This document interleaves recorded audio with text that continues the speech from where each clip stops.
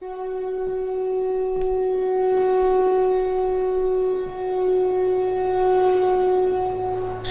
আওয়াজ আর উলুধ্বনির রেশটুকু এখনো কানে লেগে আছে নীলার, কিন্তু সেই চেনা জগতের শব্দগুলো এখন অনেক দূরে ফেলে আসা স্মৃতির মতো মনে হচ্ছে।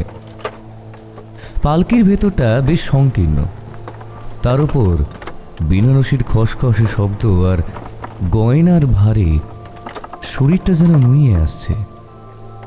বাইরে অমাবস্যার অন্ধকার এতটাই ঘন যে পালকির দুপাশে ঝুলতে থাকা লণ্ঠনের ম্লান আলোটুকু খুব বেশি দূর অবধি পৌঁছতে পারছে না। পালকি চলে হুম হুনা রে হুম হুনা রে হুম হুনা, জোরে চলে হুম হুনা, পালকি চলে হুম হুনা রে হুম হুনা। বেহারা ছন্দে ছন্দে পা ফেলে চলছে, না না না। এই শব্দে সেই একঘেয়ে সুর রাতের নিস্তব্ধতাকে একেবারে চিরে দিচ্ছিল।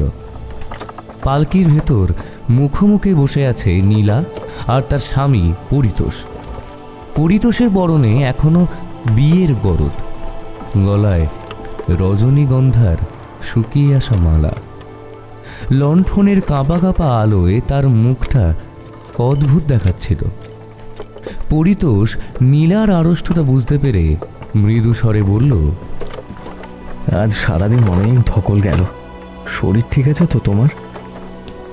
নীলা ঘোমটার আড়াল থেকে ক্লান্ত চোখে তাকালো, নিচু গলায় উত্তর দিল, হ্যাঁ একটু ক্লান্ত লাগছে, তবে ঠিক আছি। আর কতক্ষণ লাগবে মুকুন্দপুর পৌঁছাতে? আর ঘন্টাখানেক বড় জোর।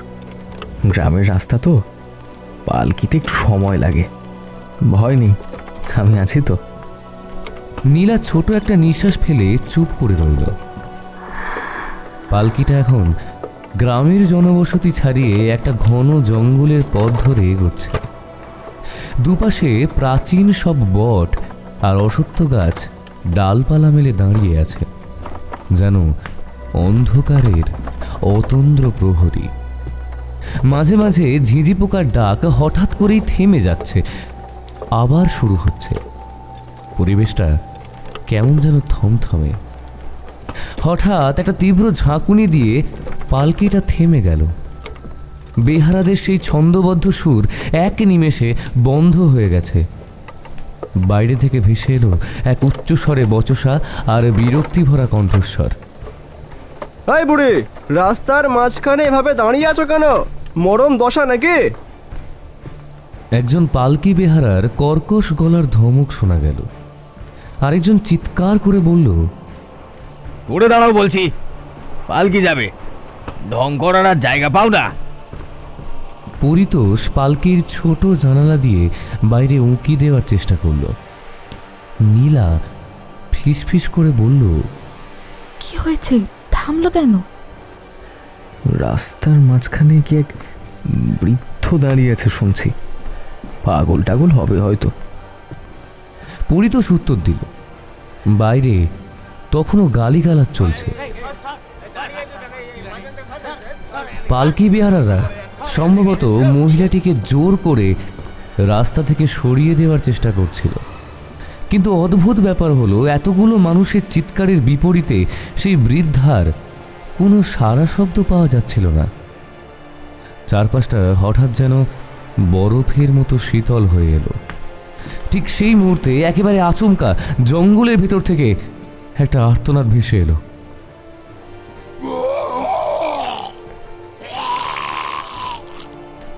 না সেটা মানুষের না পশুর তা বোঝা দায়। এক অদ্ভুত কর্কশ চিৎকার যা কানে তালা লাগিয়ে দেয়। সেই আওয়াজ শুনে সবাই মুহূর্তের জন্য পাথরের মতো জমে গেল। পরের ঘটনাটা ঘটল চোখের পলকে। পালকির খুব কাছ থেকেই জঙ্গলের জমাট বাঁধা অন্ধকার চিরে দুটো অস্বাভাবিক লম্বা কঙ্কালসার হাত বেরিয়ে এলো। হাত দুটো কুচকুচে কালো এবং তাতে বড় বড় নখ। কেউ কিছু বুঝে ওঠার আগেই সেই হাতজোড়া একজন বেহারাকে ছোঁ মেরে ধরে জঙ্গলের গভীর অন্ধকারের দিকে হ্যাচকা টানে নিয়ে গেল। লোকটা একটা শব্দ করারও সুযোগ পেল না। বাকিরা আর্তনাদ করে যে যেদিকে পারল দৌড় দেওয়ার চেষ্টা করলো, কিন্তু নিস্তার নেই। ঝোপঝাড়ের আড়াল থেকে একে একে আরও কয়েক জোড়া সেই বিভীষিকাময় লম্বা হাত বেরিয়ে আসতে শুরু করলো। দেখে মনে হচ্ছে সেই হাতগুলোর কোনো শেষ নেই। সেগুলো যেন রাবারের মতো লম্বা হয়ে চারিদিকে ছড়িয়ে পড়ছে। এক একটা ঝটকায় এক একজন মানুষকে তারা গিলে নিচ্ছে অন্ধকারের গহ্বরে। পালকির ভেতরে নীলা আতঙ্কে পাথর হয়ে গেছে।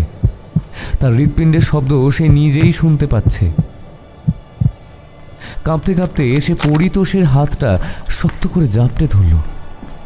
পরিতোষও ফ্যাকাশে হয়ে জানালা দিয়ে দেখছিল বাইরের সেই নারকীয় দৃশ্য।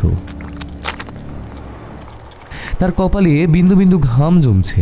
ঠিক তখনই পালকির ঠিক পিছনের দিক থেকে আরও এক জোড়া সেই কালান্তক হাত হানা দিল। এবার লক্ষ্য পরিতোষ। বিদ্যুৎ গতিতে সেই হাত পালকির ভিতরে ঢুকে পরিতোষের কাঁধ আর কোমর পেঁচিয়ে ধরল। নীলা! পরিতোষের গলা দিয়ে শুধু এই একটা শব্দই বেরোলো। এক প্রচণ্ড শক্তির টানে পরিতোষ পালকি থেকে ছিটকে বেরিয়ে গেল। নীলা তার স্বামীকে ধরে রাখার আপ্রাণ চেষ্টা করলো, কিন্তু সেই দানবীয় শক্তির কাছে সে অতি তুচ্ছ। চোখের সামনে দিয়ে পরিতোষকে হির হির করে টেনে নিয়ে যাওয়া হলো সেই অভিশপ্ত জঙ্গলের ভেতর। বাইরে তখন আবার সেই মৃত্যুশীতল নীরবতা। পালকির চারপাশটা এখন একেবারে ফাঁকা। শুধু ধুলোয় পড়ে আছে দু একটা ছিঁড়ে যাওয়া মালা আর নিভে যাওয়া লণ্ঠন। নীলা একা শূন্য পালকির ভেতরে কুঁকড়ে বসে সে ফুপিয়ে কাঁদতে লাগলো।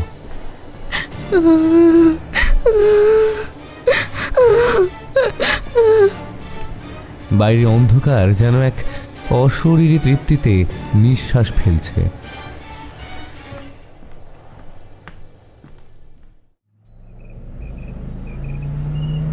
আকাশের নীল রংটা ক্রমশ কালচে বেগুনি হয়ে আসছে। অভ্রর এসইউভির হেডলাইটের সাদা আলো এখন সামনের পিচ ঢালা রাস্তার ওপর স্পষ্ট হয়ে ফুটে উঠছে। শহরের কোলাহল অনেক পেছনে ফেলে সে এখন গ্রাম বাংলার নিঝুম প্রান্তরের বুক চিরে এগিয়ে চলেছে। দুপাশে দিগন্ত বিস্তৃত ফাঁকা মাঠ। মাঝে মাঝে দু একটা তাল গাছ এক পায়ে দাঁড়িয়ে অন্ধকারের অতন্দ্র প্রহরীর মতো তাকে লক্ষ্য করছে। বিপিনের গ্রামের বাড়ি মুকুন্দপুর। কলেজের পুরনো বন্ধু। গতকাল পর হঠাৎ ফোন করে পুজোর কদিন ওখানে কাটানোর জন্য নিমন্ত্রণ জানালো। অভ্র না করতে পারেনি। স্টিয়ারিংয়ে হালকা টোকা দিয়ে সে একবার ড্যাশবোর্ডের ঘড়িটার দিকে তাকায়। সন্ধ্যাগুনি রাত নামল বলে। জনমানবহীন এই রাস্তায় ইঞ্জিন আর টায়ারের ঘর্ষণের শব্দ ছাড়া আর কিছুই শোনা যাচ্ছে না। একটু নিশ্চিন্ত হওয়ার জন্য অভ্র এক হাতে স্টিয়ারিং ধরে অন্য হাতে পকেট থেকে মোবাইলটা বের করে বিপিনের নম্বরটা ডায়াল করে সে স্পিকারে দিয়ে ফোনটা পাশে রাখে। রিং হয়ে যাচ্ছে। বেশ কিছুক্ষণ বাজার পর ওপাশ থেকে একটা খসখসে আওয়াজ পাওয়া যায়। বিপিনের গলা শোনা যাচ্ছে, তবে তাতে কেমন একটা অদ্ভুত জড়তা। হ্যালো অভ্র, কোথায় পৌঁছেছিস এখন? অভ্র সামনের আঁকাবাঁকা রাস্তার দিকে নজর রেখে তারপর উত্তর দেয়, এখনো তো রাস্তায় আছি রে। মনে হয় আর কিছুটা সময় লাগবে পৌঁছাতে। রাস্তাটা বড্ড নির্জন। ওপাশ থেকে বিপিন বলে, আচ্ছা ঠিক আছে, কিন্তু একটা জিনিস খেয়াল রাখিস, বলি সাবধানে আসিস অভ্র। অভ্র একটু অবাক হয়ে হাসে। কেন রে, রাস্তা কি খুব খারাপ? বিপিনের গলাটা এবার আগের চেয়েও নিচু শোনায়। হ্যাঁ, ম্যাপ দেখে আসার সময় দেখবি গ্রামে ঢোকার দুটো রাস্তা আছে, ঠিক আছে? একটা বড় রাস্তা যেটা অনেকটা ঘুরে গেছে, আর একটা ছোট, ঠিক আছে, একটা ছোট রাস্তা যেটা জঙ্গলের বেশ সরাসরি গ্রামের। ঠিক এই সময়ই বিপিনের গলার স্বরটা কেমন যেন যান্ত্রিক হতে শুরু করে। মোবাইলে নেটওয়ার্কের বারগুলো হঠাৎ লাফালাফি করছে। অভ্র একটু ঝুঁকে বলে, হ্যালো হ্যালো, শুনতে পাচ্ছিস বিপিন? ঠিক করে কথা আসছে না। হ্যালো। বিপিন ওপাশ থেকে আরও কিছু একটা বলতে চাইছে। তার গলার স্বরটা যেন অনেক দূর থেকে ভেসে আসছে। অনেকটা ভাঙা রেকর্ডের মতো অদ্ভুত আওয়াজ শোনা যাচ্ছে। যাস না ওখানে।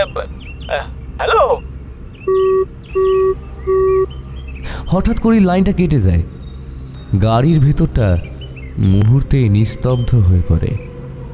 অভ্র ভ্রু কুঁচকে ফোনের স্ক্রিনের দিকে তাকায়। কল এন্ডেড লেখাটা জ্বলজ্বল করছে। সে আবার কল করার চেষ্টা করে, কিন্তু এবার আর রিং হয় না। ফোনের ওপরে আড়াআড়ি একটা চিহ্ন। নেটওয়ার্ক সম্পূর্ণ উধাও। আশ্চর্য, এতক্ষণ তো সিগন্যাল ছিল। অভ্র বিড়বিড় করে বলে। সে ফোনটা ড্যাশবোর্ডে বসিয়ে দিয়ে ম্যাপের দিকে তাকায়। নীল রঙের লাইনটা সামনের একটা মোড়ের কাছে গিয়ে দুভাগে ভাগ হয়ে গেছে। ম্যাপে স্পষ্ট দেখা যাচ্ছে বিপিনের কথা মতোই সামনে দুটো বিকল্প। একটা রাস্তা অনেকখানি চওড়া, যেটা অনেকটা দূর ঘুরে গ্রামের মূল বসতির দিকে গেছে। আরেকটা সরু ধুলো ওড়া রাস্তা, যেটা সোজা ঢুকে গেছে পাশের ঘন জঙ্গলটার বুক ছিঁড়ে। ম্যাপ বলছে এই ছোট রাস্তাটা দিয়ে গেলে অন্তত 40 মিনিট সময় বাঁচবে। অভ্র একটু ইতস্তত করে। বিপিন মনে হয় এই রাস্তাটার কথাই বলছিল। হয়তো নেটওয়ার্ক কেটে যাওয়ার আগে সে এটাই বলতে চাইছিল যে ছোট রাস্তাটা ধরলে তাড়াতাড়ি পৌঁছানো যাবে। এই জনহীন প্রান্তরে আর কতক্ষণ একা গাড়ি চালানো যায়? তার চেয়ে তাড়াতাড়ি পৌঁছানোই বুদ্ধিমানের কাজ। অভ্র আর সময় নষ্ট করে না। ম্যাপে সেই ছোট রাস্তাটাই সিলেক্ট করে সে। মোড়টার কাছে এসে সে স্টিয়ারিংটা সজোরে বাঁ দিকে ঘোরায়। গাড়ির চাকাগুলো পিচ রাস্তা ছেড়ে এবড়ো খেবড়ো মাটির রাস্তায় নামতেই একটা ঝাঁকুনি লাগে। হেডলাইটের আলো এবার গিয়ে পড়ে সামনে দাঁড়িয়ে থাকা ঘন শাল আর মহুয়া গাছের জঙ্গলের ওপর। অন্ধকার সেখানে এতটাই নিরেট যে মনে হয় আলোটাও যেন ভেতরে ঢুকতে ভয় পাচ্ছে। অভ্র ধীরে ধীরে গাড়িটা জঙ্গলের গভীর অন্ধকারের দিকে এগিয়ে নিয়ে চলে। চারপাশের নিস্তব্ধতা যেন আরও গাঢ় হতে শুরু করেছে। জঙ্গলের ভেতরকার রাস্তাটা অস্বাভাবিক রকমের সরু। দুপাশে শাল আর ঝাউ গাছের ডালপালা যেন উপর থেকে ঝুঁকে এসে একটা সুড়ঙ্গ তৈরি করেছে। অভ্রর এসইউভির হেডলাইটের সাদা আলো সেই সুড়ঙ্গের অন্ধকারকে চিরে অনেক দূর অবধি চলে গেছে। ইঞ্জিনের অবিরাম গর্জন আর টায়ারের নিচে শুকনো পাতার মরমর শব্দ ছাড়া চারপাশে আর কোনো প্রাণের স্পন্দন নেই। গাড়ির ভেতরে ড্যাশবোর্ডের মৃদু নীল আলোয় অভ্রর মুখটা দেখা যাচ্ছে। সে বেশ আয়েশ করে স্টিয়ারিং ধরেছে। মিউজিক প্লেয়ারে হেমন্ত মুখোপাধ্যায়ের একটা পুরনো হিন্দি গান বাজছে। সুরটা এই নির্জন পরিবেশে একটা মায়াবী আমেজ তৈরি করেছে। অভ্র গুনগুন করে সুর ভাঁজছে। একা গাড়ি চালানোর সময় পুরনো গান তার ক্লান্তি কমিয়ে দেয়। হঠাৎ গানের সুরটা কেমন যেন বিকৃত হয়ে যায়।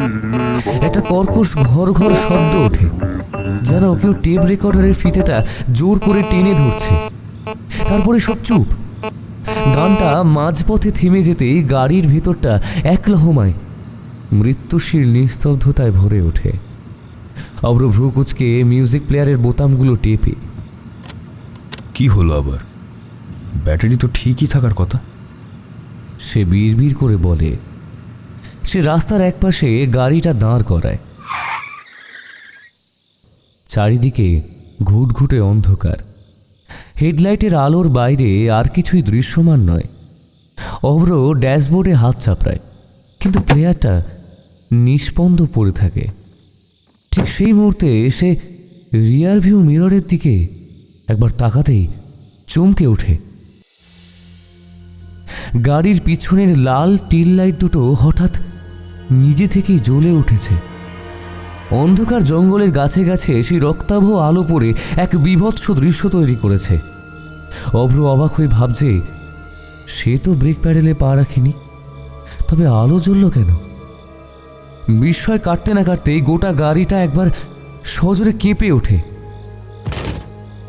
ইঞ্জিনের ধকধকানি শব্দটা আর্তনাদের মতো ডুকরে উঠে চিরতরে বন্ধ হয়ে যায়। চারপাশটা এবার পুরোপুরি নিঝুম।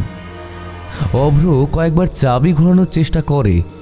স্টার্টার মোটরটা খক খক শব্দ করে থেমে যাচ্ছে, কিন্তু ইঞ্জিন চালু হওয়ার কোনো লক্ষণ নেই। এই রে, মাঝ রাস্তায় শেষে ফেঁসে গেলাম নাকি?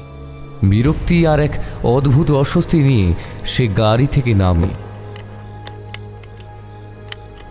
দরজার শব্দটা বনের নিস্তব্ধতায় প্রতিধ্বনিত হয়।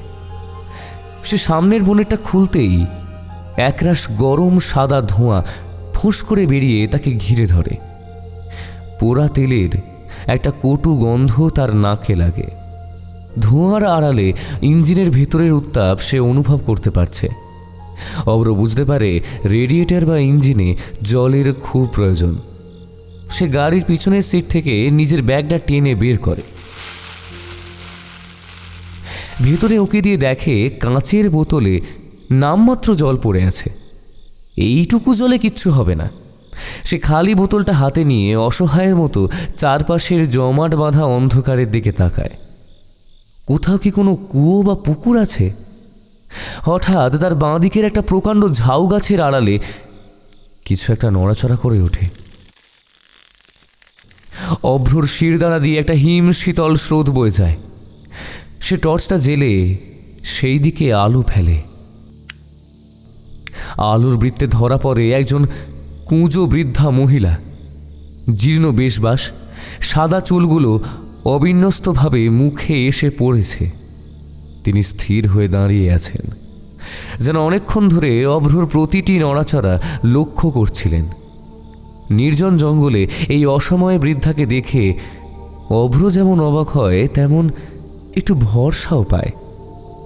সে গলাটা পরিষ্কার করে এগিয়ে যায়। এই যে মাসিমা, শুনছেন? আমার গাড়িটা একটু বিগড়ে গেছে। আপনার ওখানে কি একটু জল পাওয়া যাবে? আসলে ইঞ্জিনে জল না দিলে গাড়িটা এখান থেকে আর নড়বে না। বৃদ্ধা কোনো উত্তর দেন না। লণ্ঠন বা কোনো আলো নেই তার কাছে। তবু এই অন্ধকারে তিনি যেন অবলীলায় সব দেখতে পাচ্ছেন। অভ্রর কথা শুনে তিনি একটু বিচলিত হন না। তিনি কোনো শব্দ না করে ধীরে ধীরে ঘুরে দাঁড়ান। তারপর নুয়ে পড়া শরীরে মন্থর গতিতে জঙ্গলের আরো গভীরে, যেখানে আলো পৌঁছায় না, সেই দিকে হাঁটতে শুরু করেন। অভ্র একটু দ্বিধায় পড়ে। বৃদ্ধার হাবভাব স্বাভাবিক নয়, কিন্তু এই মুহূর্তে জল ছাড়া তার আর কোনো উপায় নেই। সে ভাবছে হয়তো বৃদ্ধা তাকে কুয়োর দিকেই নিয়ে যাচ্ছে। অভ্র আর বেশি চিন্তা না করে প্লাস্টিকের বোতলটা মুঠো করে ধরে সে বৃদ্ধা মহিলার পিছু পিছু অন্ধকারের আড়ালে ঢাকা পড়া গভীর জঙ্গলের পথটার দিকে পা বাড়ায়। জঙ্গলের গভীরে বাতাস যেন থমকে আছে। অভ্রর পায়ের নিচে শুকনো পাতার মর্মর শব্দ এই নিস্তব্ধতায় কামানের গোলার মতো শোনায়। সামনে সেই কুঁজো বৃদ্ধা অদ্ভুত ক্ষিপ্রতায় এগিয়ে চলেছেন, অথচ তার হাঁটার কোনো শব্দ নেই। কিছুটা ভেতরে যেতেই ঝোপঝাড়ের আড়ালে একটা ভাঙাচোরা একতলা কাঠামো ফুটে ওঠে। চুনবালি খসা, নোনা ধরা দেওয়াল আর জানলার পাল্লাগুলো কোথায় উধাও হয়ে গিয়েছে, আর ছাদ থেকে ঝুলে আছে বুনো লতা। বাড়িটার ভেতর থেকে ভ্যাপসা পুরনো গন্ধ ভেসে আসছে। বৃদ্ধা মূর্তির মতো নিঃশব্দে ঘরের ভেতর ঢুকে যান। ঘরের কোণে একটা টিমটিমে মাটির কুঁজো রাখা। অভ্র দরজার কাছে দাঁড়িয়ে অস্বস্তি বোধ করে। ঘরের ভেতরটা ঘুটঘুটে অন্ধকার। শুধু বাইরে থেকে আসা সামান্য ম্লান আলোয় বৃদ্ধার ছায়াটা দেওয়ালে দীর্ঘ হয়ে ফুটে উঠছে। বৃদ্ধা একটি ঘটি ডুবিয়ে জল তুলে অতি সাবধানে অভ্রর আনা বোতলটিতে ঢালতে শুরু করেন। জলের পতনের শব্দ ছাড়া আর কোনো আওয়াজ নেই। বোতলটা ভর্তি করে তিনি অভ্রর দিকে বাড়িয়ে দেন। অভ্র হাত বাড়িয়ে বোতলটা নিয়ে মৃদুস্বরে বলে, ধন্যবাদ মাসিমা, বড় উপকার করলেন। বৃদ্ধা কোনো উত্তর দেন না। তার ঠোঁটের কোণে একটা স্থির যান্ত্রিক হাসি লেগে আছে, যা দেখে অভ্রর বুকের ভেতরটা ছ্যাঁত করে ওঠে। চোখের মণি দুটো যেন স্থির, পলকহীন। অভ্র আর এক মুহূর্ত সেখানে দাঁড়াতে চায় না। সে দ্রুত পা চালিয়ে ঘর থেকে বেরিয়ে আসে। কিছুটা দূরে গিয়ে ঘাড় ঘুরিয়ে দেখতে পায় সেই অন্ধকার দরজার মুখে দাঁড়িয়ে বৃদ্ধা একইভাবে তার দিকে তাকিয়ে আছেন। ওই দৃষ্টিতে কোনো মায়া নেই, আছে এক অমানবিক শূন্যতা। অভ্র প্রায় দৌড়তে দৌড়তে নিজের গাড়ির কাছে ফিরে আসে। হাতের তালু ঘামছে তার। দ্রুত হাতে বনেটের নিচে রেডিয়েটারে জল ঢেলে দেয় সে। বনেটটা সশব্দে বন্ধ করে সে চালকের আসনে গিয়ে বসে। মনে মনে একটা প্রার্থনা করে চাবিটা ঘোরাতেই ইঞ্জিনটা এবার অদ্ভুতভাবেই এক চান্সেই গর্জে ওঠে। একটা স্বস্তির নিঃশ্বাস অভ্র ফেলে, কিন্তু সেই স্বস্তি দীর্ঘস্থায়ী হয় না। গিয়ার শিফট করতে গিয়ে তার নজরে যায় পাশের সিটের ওপর। সেখানে একটা শুকনো কালচে হয়ে যাওয়া গোলাপ পড়ে আছে। অভ্র অবাক হয়ে ফুলটা হাতে তুলে নেয়। অবাক হওয়ার কারণ, গোলাপটার বোঁটা অ্যালুমিনিয়াম ফয়েলে মোড়ানো, ঠিক যেমনটা বিয়ের গাড়ি সাজানোর সময় ব্যবহার করা হয়। এটা এখানে এলো কোথা থেকে? অভ্র বিড়বিড় করে। তার গাড়িতে কোনো ফুল ছিল না, আর এই নির্জন জঙ্গলে কেউ এসে চুপি চুপি ফুল রেখে যাবে এমনটা ভাবা অসম্ভব। তবে কি ওই বৃদ্ধা? না, তিনি তো গাড়ির ধারের কাছেও আসেননি। অভ্রর শিরদাঁড়া দিয়ে একটা হিম শীতল স্রোত বয়ে যায়। সে তার মাথা ঘামাতে চায় না। ফুলটা ড্যাশবোর্ডে ছুঁড়ে ফেলে সে দ্রুত গাড়ি ছোটায়। রাস্তার দুধারে ঘন জঙ্গল হেডলাইটের আলোয় দুলে দুলে উঠছে। মিনিট পাঁচেক যাওয়ার পর রাস্তার বাঁ দিকে একটা লোহার বোর্ড চোখে পড়ে। হেডলাইটের আলোয় তাতে ফুটে ওঠে মুকুন্দপুর 5 কিলোমিটার। যাক, আর বেশি দেরি নেই। অভ্র নিজেকেই নিজে আশ্বস্ত করে। সে গাড়ির গতি বাড়ায়, কিন্তু জঙ্গলটা যেন ক্রমশ আরও ঘন হচ্ছে। রাস্তার দুপাশের গাছগুলো যেন আরও ঝুঁকে আসছে গাড়ির ওপর। ঘড়ির কাঁটা 15 মিনিট পার হওয়ার পর অভ্রর চোখে আবার একটা সাইনবোর্ড পড়ে। সে চোখ কচলে ভালো করে তাকায়। সেখানেও পরিষ্কার লেখা মুকুন্দপুর 5 কিলোমিটার। অভ্রর কপালে বিন্দু বিন্দু ঘাম জমতে শুরু করে। একই দূরত্ব দুবার। সে ভাবলো হয়তো রাস্তার ভুল হিসেবে দুটো বোর্ড বসানো হয়েছে। সে মনের ভয় চাপা দিয়ে আবার গাড়ি ছোটাতে থাকে। কিন্তু আরও 10-15 মিনিট অতিক্রান্ত হওয়ার পর যখন তৃতীয়বার একই মাইল ফলক তার চোখের সামনে ভেসে ওঠে, মুকুন্দপুর 5 কিলোমিটার, তখন তার হাত কাঁপতে শুরু করে। সে কি কোনো এক মায়াবী চক্রে পড়ে একই রাস্তায় বারবার ঘুরে চলেছে? ঠিক তখনই হেডলাইটে জোরালো আলোয় দেখা যায় রাস্তার মাঝখানে কেউ একজন বসে আছে। গাড়িটা ব্রেক কষে থামায় অভ্র। সামনে একজন মহিলা পিঠ ফিরিয়ে বসে আছেন। তার পরনে লাল বেনারসি শাড়ি, মাথায় ঘোমটা, হাতে শাঁখা পলা। এই মাঝ রাস্তায় একজন নববধূর বেশে মহিলাকে বসে থাকতে দেখে অভ্র শরীরের রোম খাড়া হয়ে ওঠে। সে জানলার কাঁচ নামিয়ে চিৎকার করে বলে, এই যে শুনছেন, রাস্তার মাঝখানে কেন? একটু সরে দাঁড়াবেন, আমার গাড়ি যাবে। মহিলাটি পাথরের মূর্তির মতো বসে থাকেন। কোনো সাড়া নেই। অভ্র বিরক্ত হয়ে এবং খানিকটা ভয়েই গাড়ি থেকে নেমে পড়ে। সে পা টিপে টিপে মহিলাটির দিকে এগিয়ে যায়। শুনুন, এভাবে রাস্তার মাঝে বসে থাকাটা ঠিক নয়।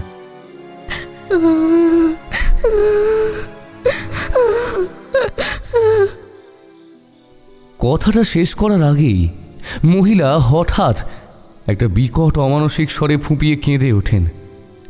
সেই কান্নার আওয়াজটা কোনো মানুষের গলার মতো নয়, তাতে যেন শত শত মানুষের হাহাকার মিশে আছে। অভ্র আতঙ্কে ছিটকে পিছিয়ে আসে। সে উল্টো দিকে ঘুরে গাড়ির দরজার দিকে দৌড় দেয়। হাঁপাতে হাঁপাতে গাড়ির দরজা খুলে সে ভেতরে ঢুকতে যাবে, ঠিক সেই মুহূর্তে একটা বরফের মতো ঠান্ডা হাত তার ডান হাতটা সজোরে চেপে ধরে। স্পর্শটা এতটাই শীতল যে অভ্রর মনে হলো তার রক্ত জমে যাচ্ছে। সে আতঙ্কে ঘাড় ঘুরিয়ে পাশে তাকায়, দেখে একজন পুরুষ মানুষ দাঁড়িয়ে আছে। তার গায়ে বিয়ের গরদের জোর, কিন্তু ঘাড়ের ওপর কোনো মাথা নেই। সেই মুন্ডহীন দেহটার গলা থেকে ফিনকি দিয়ে রক্ত চুইয়ে পড়ছে। অভ্রর গলা দিয়ে এক অস্ফুট আর্তনাদ বেরিয়ে আসে। সে সর্বশক্তি দিয়ে হাতটা ছাড়িয়ে নিয়ে গাড়ি ব্যাগ সব ফেলে রেখে অন্ধকারের মধ্যে দিয়ে প্রাণপণে দৌড়তে শুরু করে। পেছনে সেই অমানসিক কান্নার শব্দ আর ভারী পায়ের আওয়াজ যেন ক্রমে কাছে এগিয়ে আসছে। জঙ্গলের এই গোলক ধাঁধায় দৌড়তে দৌড়তে হঠাৎ সামনে একটা ম্লান আলোর আভা তার চোখে পড়ে। কিছুটা কাছে যেতেই সে দেখতে পায় একটা ছোট মাটির ঘর। খরা টালির চালের সেই জীর্ণ কাঠামোটি একাকী দাঁড়িয়ে আছে। অভ্র সেখানে গিয়ে আশ্রয় নেবে কিনা ভাবছে, ঠিক তখনই ঘরের ভিতর থেকে ভেসে আসা এক তীব্র চিৎকার আর কান্নার শব্দে সে থমকে দাঁড়ায়। নিস্তব্ধ জঙ্গলে সেই কর্কশ ঝগড়ার আওয়াজ এক অদ্ভুত বৈপরীত্য তৈরি করছে। অভ্র পা টিপে টিপে ঘরের জানালার কাছাকাছি গিয়ে দাঁড়ায়। জানলার ভাঙা পাল্লার ফাঁক দিয়ে ভেতরের দৃশ্যটা স্পষ্ট দেখা যাচ্ছে। টিমটিমে একটা রেড়ির তেলের প্রদীপ ঘরের কোণে জ্বলছে, যার কম্পমান শিখায় দেওয়ালে নাচে বিশাল সব ছায়া। ঘরের ভেতরে একটা কিশোরী মেয়ে আর একজন প্রৌঢ়া মহিলার মধ্যে প্রবল বিবাদ চলছে। মেয়েটি হাঁপাচ্ছে, তার চোখ মুখ দিয়ে যেন আগুন ঝরছে। সে কাঁদতে কাঁদতে চিৎকার করে বলছে,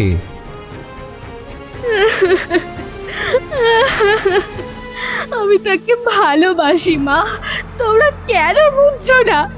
আমি তার সাথে বিয়ে করতে চাই। আমার জীবনটা তোমরা নষ্ট করে দিতে পারো না। মহিলাটি, যিনি সম্ভবত মেয়েটির মা, অত্যন্ত অসহায়ভাবে মেয়েটির দিকে হাত বাড়িয়ে দিচ্ছেন। তার গলার স্বরে ভয় আর আরতি মিশে আছে। তিনি ফুঁপিয়ে উঠে বলছেন, তোর বাবা কিছুতেই রাজি হয়নি রে বা। আমি কি করব বলতো? ছেলেটাও তো শেষমেশ তোর বাবার কঠিন কথাগুলোই মেনে নিয়েছে। সে আর এদিকে মুখ ফেরাবে না। মেয়েটি রাগে আর দুঃখে থরথর করে কাঁপতে থাকে। তার দু হাতে সে নিজের চুল খামচে ধরেছে। সে ফেটে পড়ে জিজ্ঞেস করে, কেন কেন রাজি হয়নি? সে তো শিক্ষিত, ভদ্র, তবে অপরাধটা কি তার? মা কিছুক্ষণ মাথা নিচু করে দাঁড়িয়ে থাকেন। তার মুখটা অন্ধকারের আড়ালে থাকলেও গলার স্বরের ভারী বিষণ্ণতা অভ্র বাইরে থেকেও অনুভব করতে পারে। মা ধীর গলায় উত্তর দেন, অপরাধ আমাদের কপালে রে মা, কারণ তারা অনেক উঁচু জাতের মানুষ আর আমরা নিচু জাতের। এই সামাজিক পাহাড় তুই ডিঙবি কি করে? এই নির্মম সত্যটা শুনে মেয়েটি যেন মুহূর্তের মধ্যে পাথর হয়ে যায়। তার চোখ দিয়ে অঝরে জল পড়তে শুরু করে, কিন্তু মুখে আর কোনো কথা নেই। এক মুহূর্তের নিস্তব্ধতা। তারপর হঠাৎ সে পাগলের মতো হয়ে ওঠে। এক প্রবল হেঁচকা টানে মাকে ধাক্কা দিয়ে ঘর থেকে বাইরে বের করে দেয় সে। অপ্রস্তুত অবস্থায় মা বাইরের উঠোনে আছড়ে পড়েন।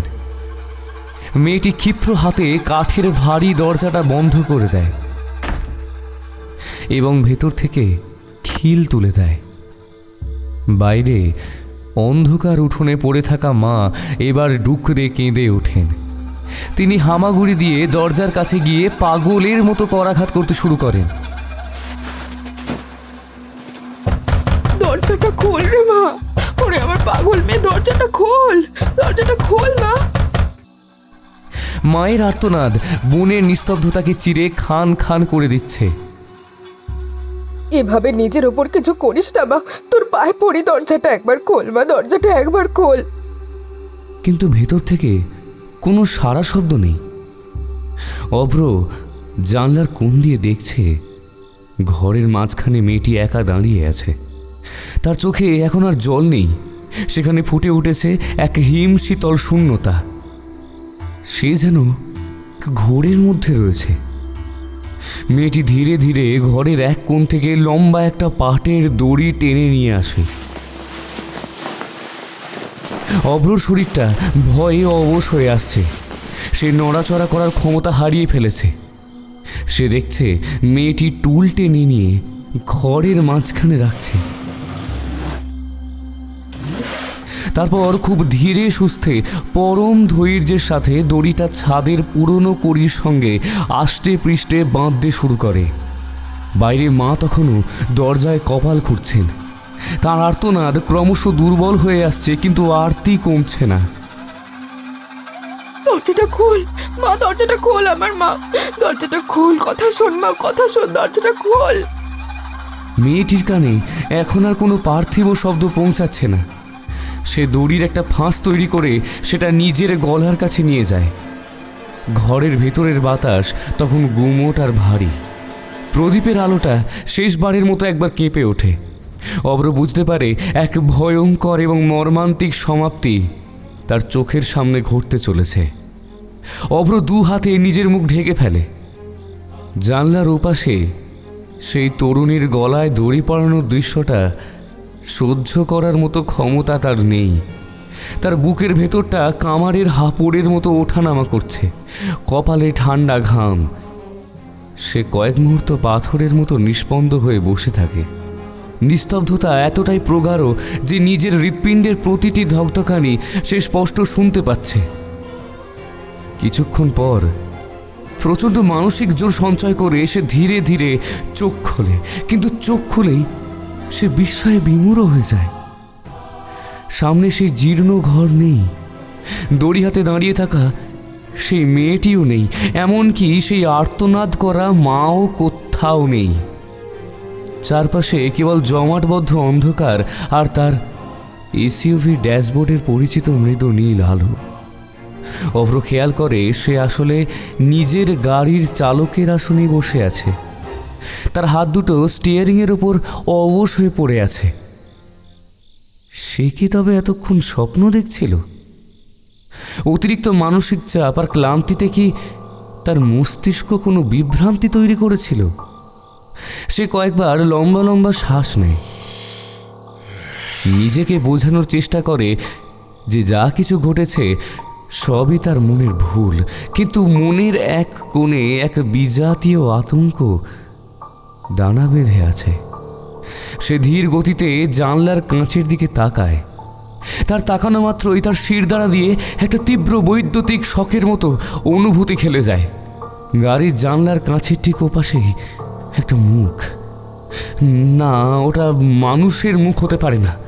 চামড়া ঝলসানো, মাংসপেশিগুলো বীভৎসভাবে ঝুলে আছে, আর চোখের জায়গায় দুটো শূন্য গর্ত।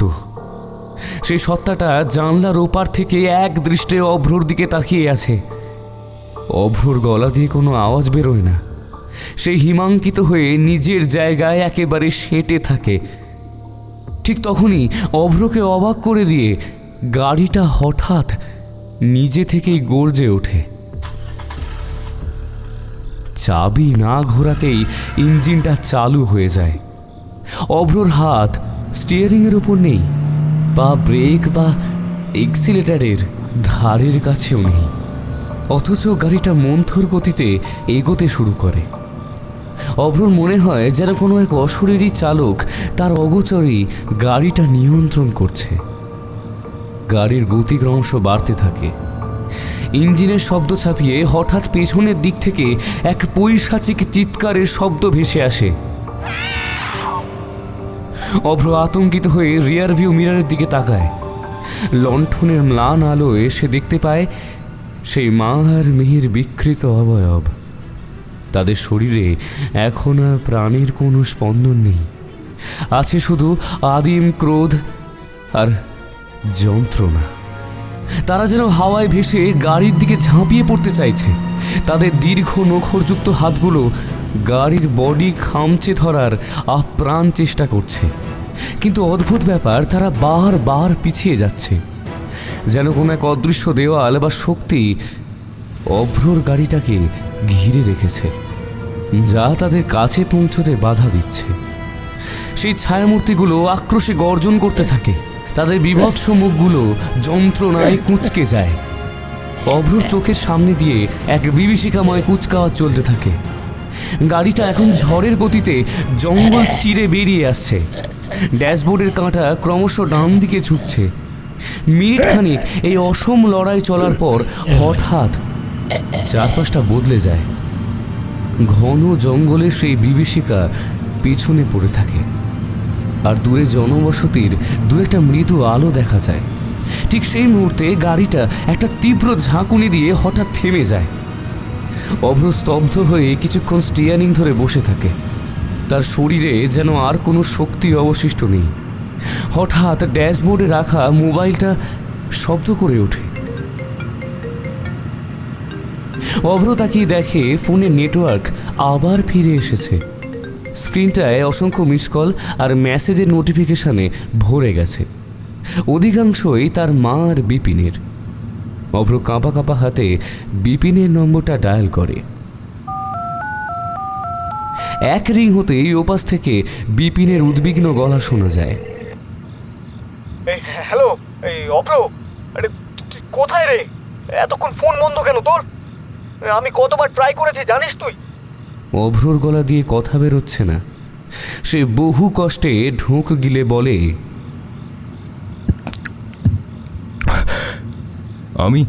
আমি জঙ্গলটা পেরিয়ে রাস্তার মোড়ে দাঁড়িয়ে আছি বিপিন, আমি ঠিক আছি। বিপিনের গলায় এক ধরনের স্বস্তি ফুটে ওঠে। সে তৎক্ষণাৎ বলে, ওখানেই থাক, তুই ওখানেই থাক, এক পাও নড়বি না। আমি আমি আমি বাইক নিয়ে আসছি, 10 মিনিট লাগবে আমার, 10 মিনিট। ঠিক 10 মিনিটের মাথায় অন্ধকার রাস্তার মোড়ে বাইকের হেডলাইটের আলো দেখা যায়। বিপিন বাইক থামিয়ে দ্রুত অভ্রর জানলার কাছে আসে। অভ্রর ফ্যাকাশে মুখ আর বিধ্বস্ত চেহারা দেখে সে চমকে ওঠে। কি হয়েছে তোর? এই শরীর খারাপ লাগছে, এত ঘামছিস কেন? বিপিন ভ্রু কুঁচকে জিজ্ঞেস করে। অভ্র কেবল মাথা নাড়ে। কি ঘটেছে তা গুছিয়ে বলার মতো অবস্থায় সে নেই। এই রক্তহীন করা অভিজ্ঞতার কথা সে কাউকে বিশ্বাস করাতে পারবে কিনা তাও সে জানে না। বিপিন আর বেশি প্রশ্ন করে না। সে অভ্রর গাড়ির পাশের সিটে গিয়ে বসে। চল চল, আজ বাড়ি যাবি, গাড়ি আমি ড্রাইভ করছি, ঠিক আছে? বিপিন অভয় দিয়ে বলে। অভ্রর এসইউভিটা মুকুন্দপুরের গ্রামের ভেতর দিয়ে বিপিনের বাড়ির দিকে এগোতে থাকে। অভ্র তখনও জানলার বাইরে ঘুটঘুটে অন্ধকারের দিকে তাকিয়ে থাকে। তার মনে হচ্ছে সেই অমানসিক সত্তাগুলো এখনো অন্ধকারের আড়ালে দাঁড়িয়ে তাকে বিদায় জানাচ্ছে। এক দীর্ঘশ্বাসের সাথে সে সিটে গা এলিয়ে দেয়, কিন্তু তার হাতের কাঁপানি থামে না।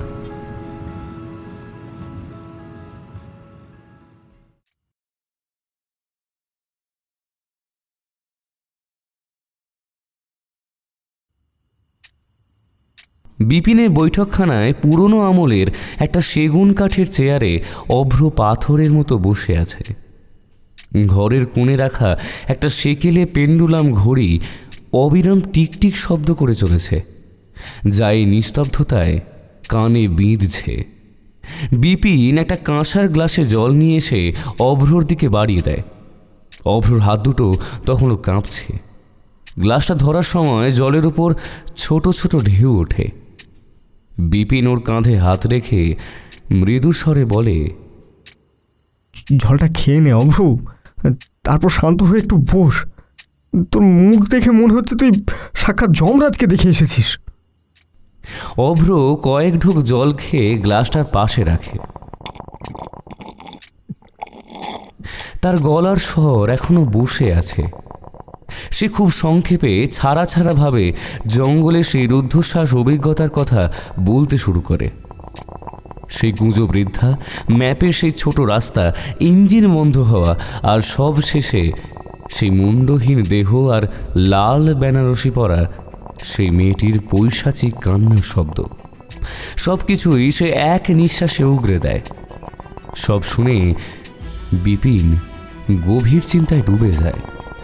সে কিছুক্ষণ জানালার বাইরের অন্ধকারের দিকে তাকিয়ে থেকে তারপর বলে, আমি তো তোকে ফোনে বলতে চেয়েছিলাম অভ্র, ওই রাস্তা দিয়ে তুই আসিস না, কিন্তু ঠিক তখনই সিগন্যালটা উধাও হয়ে গেল। আসলে পুজোর হই হুল্লোড়ে আমি তোকে সাবধান করার আগেই ভুলে গিয়েছিলাম রে। ঘরের এক কোণে বড় একটা আরাম কেদারায় বসেছিলেন বিপিনের জ্যাঠামশাই। তিনি এতক্ষণ নিঃশব্দে তামাক টানছিলেন আর অভ্রর কথাগুলো মন দিয়ে শুনছিলেন। এবার তিনি নড়ে চড়ে বসেন। কুকুর নলটা পাশে রেখে তিনি খসখসে গলায় বলতে শুরু করেন, এই ঘটনা শুরু আজ থেকে অনেক বছর আগে। তখন এ তল্লাটে বিজলি বাতি ছিল না, ঘোড়ার গাড়ি আর পালকি ছিল ভরসা। তিনি একটু থেমে ধোঁয়াটে চোখে জানলার দিকে তাকান, তারপর বলতে থাকেন, এই গ্রামে বিমলা নামে এক বৃদ্ধা বিধবা থাকতেন। তার একমাত্র মেয়ে ছিল শোভা। পরীর মতো দেখতে ছিল মেয়েটাকে। সেই শোভা ভালোবেসে ফেলেছিল গ্রামের প্রতাপশালী জমিদারের বড় ছেলেকে। লোক মুখে ঘোরে জমিদার তনয় নাকি তাকে কথা দিয়েছিল, কিন্তু শেষ পর্যন্ত সেই সম্পর্কের পরিণতি হলো বিষাদময়। জমিদারের বনেদি পরিবার এক তন্তুবায়ু ঘরের মেয়েকে ঘরের বউ করতে রাজি হলো না। তারা এটাকে জাতের অপমান বলে মনে করল। বিয়ের দিন যখন শোভা জানতে পারল যে তার প্রিয় মানুষটা বাবার ভয়ে হাত গুটিয়েছে, তখন সে আর সইতে পারল না। সেই লাল বেনারসি পরেই সে গলার দড়িতে ঝুলে আত্মহত্যা করল। বিমলাও সেই শোক সইতে পারেনি। কয়েকদিন পর সেও নিজের গলায় কলসি বেঁধে গ্রামের ওই জঙ্গলের ধারের পুকুরে ডুবে জীবন দেয়। সেই থেকেই ওই রাস্তা অভিশপ্ত হে। বিপিন আর অভ্রর শ্বাস যেন বন্ধ হয়ে আসছে। জ্যাঠামশাই আবার বলেন, বছর কয়েক আগে এক নবদম্পতি পালকি করে বিয়ে সেরে ফিরছিল ওই রাস্তা দিয়ে। পরদিন সকালে শুধু রক্ত মাখা পালকিটা পাওয়া যায়, মানুষের কোনো চিহ্ন মেলেনি। যে ওই রাস্তায় রাতে পা বাড়ায় সে আর ফেরে না। অভ্র, তুমি যে কি করে আজ অক্ষত অবস্থায় বেঁচে ফিরলে, সেটা সত্যি এক মস্ত আশ্চর্যের ব্যাপার বটে। অভ্র মাথা নিচু করে বসে থাকে। তার চোখের সামনে বারবার ভেসে উঠছে সেই চালকহীনভাবে গাড়ির নিজে থেকে চলা।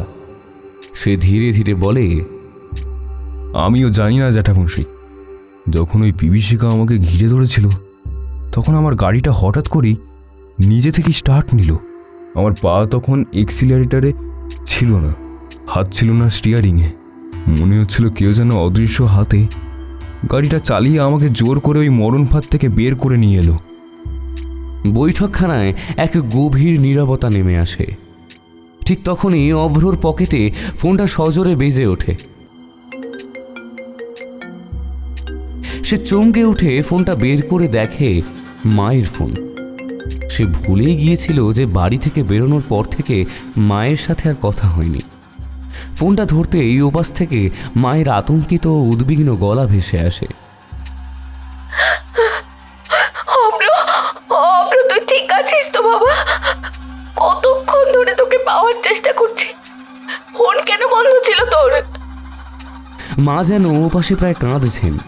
অভ্র নিজেকে সামনে নিয়ে শান্ত গলায় বলে, হ্যাঁ মা, আমি একদম ঠিক আছি। বিপিনের বাড়ি পৌঁছে গেছি। আসলে নেটওয়ার্ক ছিল না, তাই ফোনটা লাগছিল না। মা তখন ওপাশ থেকে হাঁপাতে হাঁপাতে বলেন, শোন বাবা, একটা কথা বলতে তোকে আমি ভুলে গিয়েছিলাম। ওই গ্রামে যাওয়ার পথে একটা ছোট্ট রাস্তা আছে জঙ্গলের ভেতর দিয়ে। ওই রাস্তা দিয়ে একদম যাবি না, ওটা খুব খারাপ রাস্তা, কিন্তু সাংঘাতিক বিপদ হতে পারে। মা একটু থামেন। তাঁর দীর্ঘশ্বাসের শব্দ যেন ফোনেও পাওয়া যাচ্ছে। তারপর কাঁপা গলায় বলেন, আজ থেকে অনেক বছর আগে তোর পিসি ওই রাস্তা দিয়েই বিয়ে করে শ্বশুর বাড়ি ফিরছিল পালকি করে, কিন্তু মাঝ রাস্তায় কি যে হলো, পিসি আর তার স্বামী কেউই আর বাড়ি ফিরল না।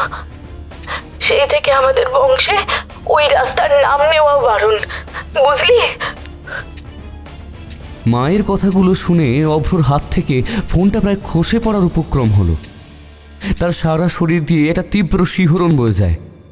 ফোনটা কেটে যাওয়ার পর সে পাথরের মতো স্থির হয়ে বসে থাকে। তার চোখের সামনে এখন ভাসছে গাড়ির ড্যাশবোর্ডে পড়ে থাকা সেই অ্যালুমিনিয়াম ফয়েলে মোড়া শুকনো গোলাপটা, যা 25-30 বছর আগে বিয়ের গাড়ি সাজাতে ব্যবহার করা হতো। তার মনের গহীনে এক অদ্ভুত উপলব্ধি দানা বাঁধে। সে বুঝতে পারে সেই অভিশপ্ত রাতে পৈশাচিক শক্তির হাত থেকে তাকে বাঁচানোর জন্য সেই জঙ্গল থেকে এক পরমাত্মীর হাত বেরিয়ে এসেছিল। যে পিসিকে সে কোনো দিন দেখেনি, আজ এই বিপদে সেই হয়তো নিজের অদৃশ্য উপস্থিতি নিয়ে ভ্রাতুষ্য পুত্রকে মরণ সীমানা পার করে দিয়ে গেছে।